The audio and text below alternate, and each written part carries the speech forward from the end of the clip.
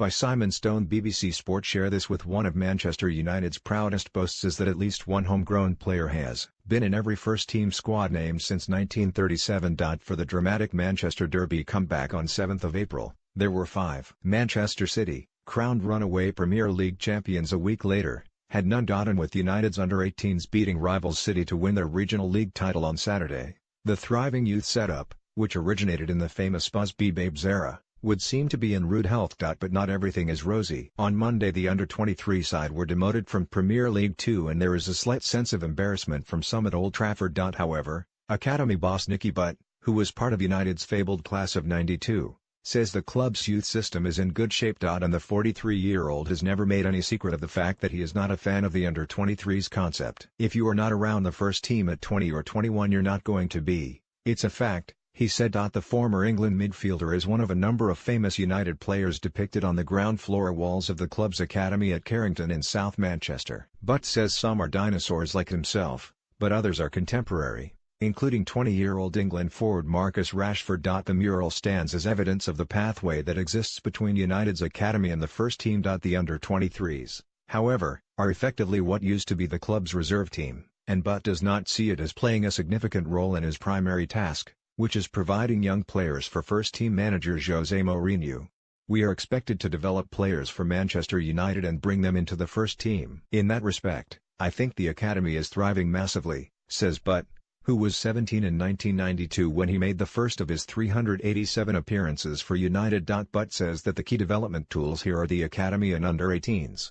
Because much of the under-23 setup is fractured by other factors. He estimates that at any given time in a 20-man under-23 squad, 5 players may be training with the first team, another 5 will be out on loan and the remaining 10 will be bolstered by teenagers who have outgrown the under-18s.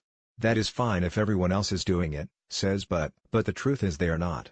For some clubs, success at under-23 level is about winning games, not necessarily developing players. It is certainly a major change from when Butt was breaking through in the early 1990s, when he recalls playing in reserve games alongside the likes of first-team regulars such as Brian Robson, Brian McClare and Clayton Blackmore.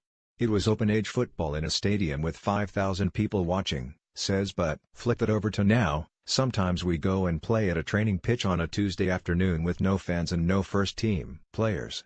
The 2 most recent United youngsters to break into the first team are Rashford, who started just 2 reserve games for the club, and 21-year-old Scott McTominay, who started 31. The truth is that some of the under-23 team know they are not going to make it at United. They are in the shop window, looking to find a club elsewhere. There are about 180 youngsters in the United Academy, from under-9s through to the reserve team. The aim, club officials state, is to have a core of local youngsters supplemented by promising overseas talent. In terms of local youngsters, Birkenhead teenager Jimmy Garner has impressed as England under-17s captain.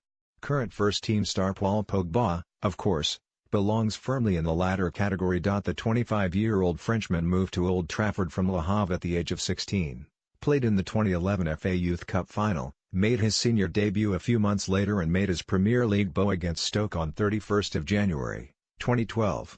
Big things were expected. But within 6 months Pogba had joined Juventus after refusing to sign a new contract, citing a lack of opportunities. It cost United a then world record £89 million to get him back in 2016. The move was widely viewed as confirmation of a monumental error by United in allowing Pogba to leave for nothing when his contract expired. But, however, does not see the situation in such clear-cut terms. If he had stayed here and stagnated, he might never have been a footballer, he says. There are players who go into the reserves for 2 or 3 seasons and they tread water. Pogba could have been one of those. When he was here, so were Paul Scholes and Michael Carrick, who weren't exactly average players. Pogba left and became probably the best midfielder in the world at Juventus. We were lucky enough to get him back here, but it is a massive feather in our cap that we helped him develop. The old North and South Reserve Leagues were scrapped in 1999 and replaced by the Premier Reserve League.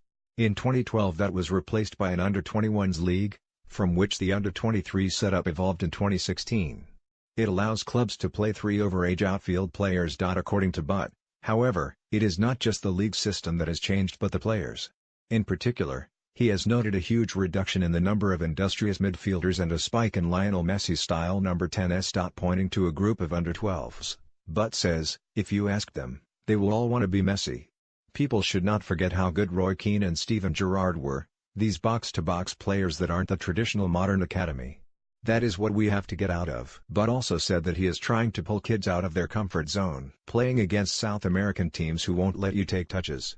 Our under-12s will play the same kids at City, Spurs or Arsenal for the next 8 years. They will end up as mates, play for England together. It's false, he added. And United are not alone in their problems at under-23 level. Two other clubs that Butt rates as good at developing players have also struggled recently: Southampton, relegated from Premier League 2 last season, and Tottenham, who survived on goal difference last term but struggled in the wrong half of the table. Butt cannot change the structure of youth football on his own, so he will carry on his own path, knowing he has the backing of those responsible for running the club, irrespective of who the manager is.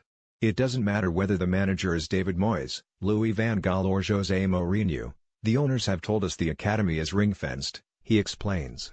Our foundations, our pillars, stay solid and stand on their own. Share this with